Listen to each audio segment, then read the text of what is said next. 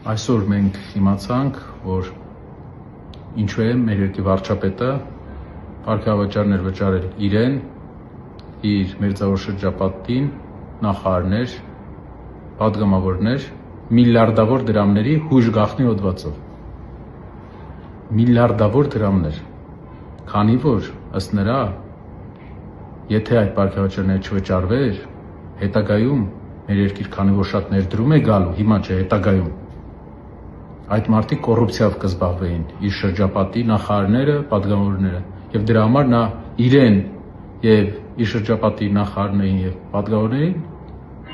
պարգևավճարներ է բաժանում։ Այն ժամանակ, երբ Հայաստանում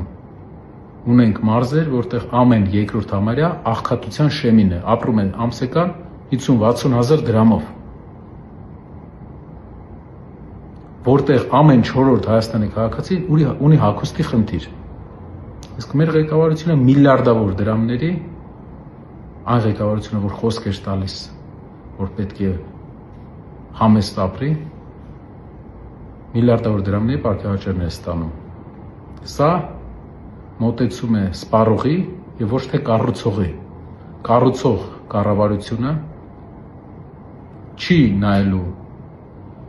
այսպիսի բաներին, մեր հաղթանակի ժամանակ, ժողովրդի փոփոխության սպասելիքը իրականացնելու ժամանակ երկրի նոր վարչապետը ստանալու է ոչ միայն չի ստանալու պարգևավճար, այլ ստանալու է 1 դրամ աշխատավարձ ընդամենը։